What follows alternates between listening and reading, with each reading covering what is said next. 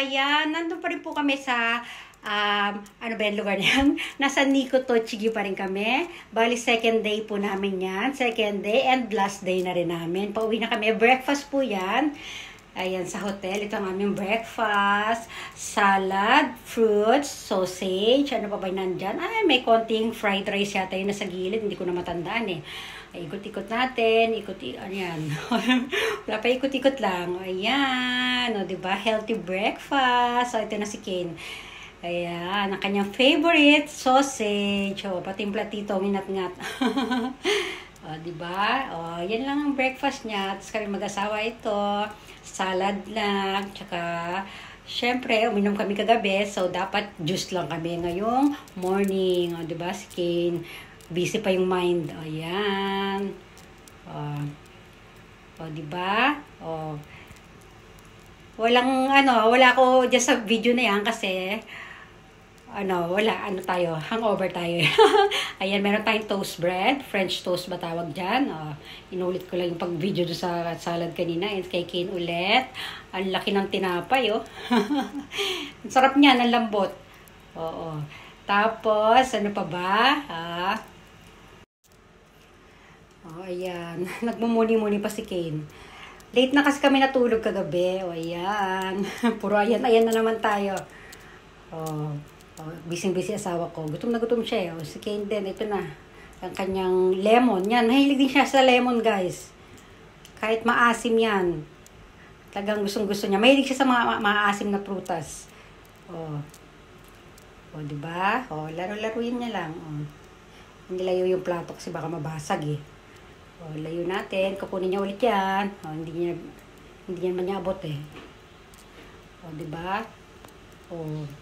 Ano kasi ito may music na naman dito sa restaurant na ito eh. Kaya pauwi na nga pala kami. Ito, nandito na kami sa Ayan, nasa na kami. Shinkansen. Diba? Yan yung sasakyan namin, Shinkansen. Tapos, ano ba yan ha? Meron kami dyan? Para siyang private room kami. Yung aming private room ay, hanapin natin private room. Ang ganda ng color ng ng Shinkansen. Yan. Kunan-kunan man natin sa labas. Kasi pag nasa loob na tayo, hindi nyo na makikita. Yan. Ito.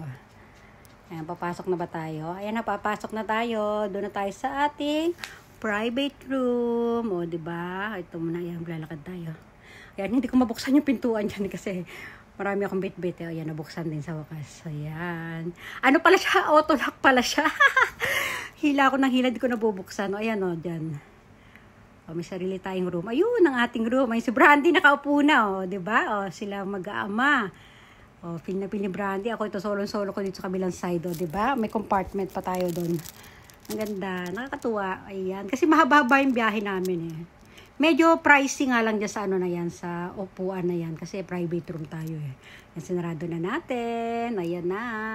Si Brandy, may sariling pwesto, Relaxing na ang Brandy, Brandy, happy-happy ka dyan, ha? Napagod siya, eh. Diba? Diyan ka lang, Brandy. Mahaba pang biyahe natin. Matulog ka muna. Ang cute-cute ng Brandy na yan, masaya siya kahit kahit pagod siya kasi syempre magkakasama kami. Diba? Ito naman tayo kay Kane. Yan na. Ano ba yung kinukwento ni Kane? May kinukwento siya dyan eh. May hawak siya eh. Coin siya ata yan. Ayun, basta may sinasabi siya dyan. Di ko na matandaan ko ano yun. Ano pa ba yan? Ito. Wala, pinapakinggan ko lang siya kahit hindi ko siya naiintindihan, guys, ha? Diba? Ayan.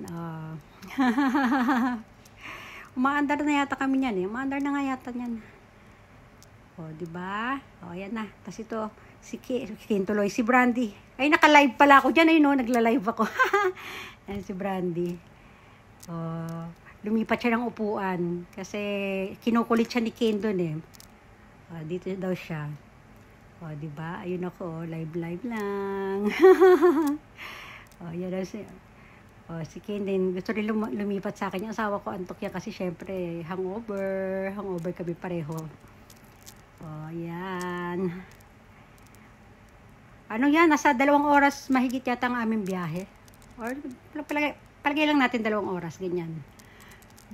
Yan na, masid na si Brandy sa labas, nakatulog ng papa. Si Brandy masid pa rin. Ano Brandy, maganda yung view? Tuwan-tuwa ka dyan ha. Talagang ninanamnam niya yung paligid eh. Nagmamasdan niyang mabuti. Diba, Brandy? Ang saya-saya ng Brandy. Ito na, nakababa na kami. Malapit na to sa ano namin. Malapit na to sa pauwi na sa amin. Ayan. Hindi ko na hinabaan yung video kanina. Yung si Brandy napagod na, yung tinutulak. Sumakay na doon sa ano, sa kanyang bag. Si Kane pagod na rin yan eh. Ano na yan eh, walking na lang yan eh. Walking distance na lang sa bahay, hanggang sa bahay namin. Diba? Ayan, lapit-lapit na tayo. Sige, lakad na lakad. Sobrang init. Diba? Ano ba, yung mga bagahe ako nga pala naghihila-hila ng aming maleta. Ayan. Kasi mas mahirap magtulak nito eh. Dahil si Brandy baka tumalon, si Kane naman ang likot-likot din, diba? Kaya yan, dapat yung asawa ko nagtutulak sa kanila. Diba? At hindi ako makakapag-video pagka ganyan, pagka ako magtutulak sa kanila. Yan, malapit-lapit na tayo sa bahay, ha? Sige lang, tingin-tingin lang kayo dyan. Ayan, ilang hakbang na lang. Hanggang dito na lang. Bye everyone. Thanks for watching.